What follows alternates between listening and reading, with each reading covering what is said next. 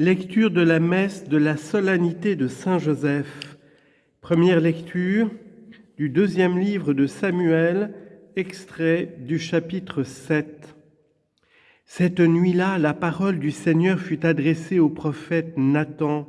« Va dire à mon serviteur David, ainsi parle le Seigneur, quand tes jours seront accomplis et que tu reposeras auprès de tes pères, je te susciterai dans ta descendance un successeur qui naîtra de toi, et je rendrai stable sa royauté. C'est lui qui bâtira une maison pour mon nom, et je rendrai stable pour toujours son trône royal. Moi, je serai pour lui un père, et lui sera pour moi un fils. Ta maison et ta royauté subsisteront toujours devant moi, ton trône sera stable pour toujours. » Extrait du psaume 88. Sa dynastie sans fin subsistera. L'amour du Seigneur sans fin, je le chante. Ta fidélité, je l'annonce d'âge en âge. Je le dis, c'est un amour bâti pour toujours. Ta fidélité est plus stable que les cieux. Avec mon élu, j'ai fait une alliance. J'ai juré à David, mon serviteur. J'établirai ta dynastie pour toujours. Je te bâtis un trône pour la suite des âges. Il me dira, tu es mon Père, mon Dieu, mon roc et mon salut. Sans fin, je lui garderai mon amour. Mon alliance avec lui sera fidèle. Sa dynastie sans fin subsistera.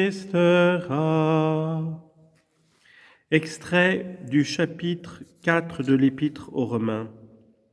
Frères, ce n'est pas en vertu de la loi que la promesse de recevoir le monde en héritage a été faite à Abraham et à sa descendance, mais en vertu de la justice obtenue par la foi.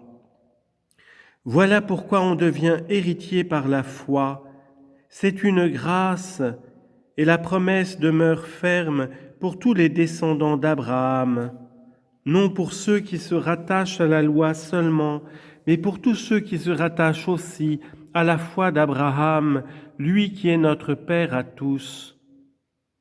C'est bien ce qui est écrit, « J'ai fait de toi le Père d'un grand nombre de nations. » Il est notre Père devant Dieu en qui il a cru, Dieu qui donne la vie aux morts et qui appelle à l'existence ce qui n'existe pas.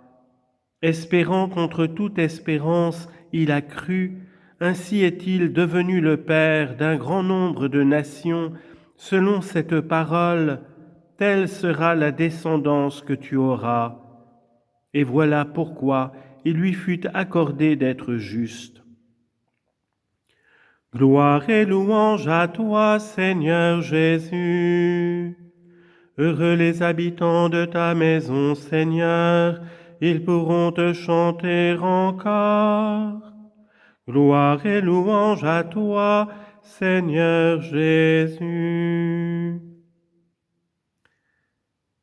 De l'Évangile de Jésus-Christ selon saint Luc, chapitre 2, versets 41 à 51a. Chaque année, les parents de Jésus se rendaient à Jérusalem pour la fête de la Pâque. Quand il eut 12 ans, ils montèrent en pèlerinage suivant la coutume. À la fin de la fête, comme ils s'en retournaient, le jeune Jésus resta à Jérusalem à l'insu de ses parents. Pensant qu'il était dans le convoi des pèlerins, ils firent une journée de chemin avant de le chercher parmi leurs parents et connaissances. Ne le trouvant pas, ils retournèrent à Jérusalem en continuant à le chercher. C'est au bout de 3 jours qu'ils le trouvèrent dans le temple, assis au milieu des docteurs de la loi. Il les écoutait et leur posait des questions. Et tous ceux qui l'entendaient s'extasiaient sur son intelligence et sur ses réponses. En le voyant, ses parents furent frappés d'étonnement, et sa mère lui dit, « Mon enfant, pourquoi nous as-tu fait cela? Vois comme ton père et moi, nous avons souffert en te cherchant. » Il leur dit, « Comment se fait-il que vous m'ayez cherché?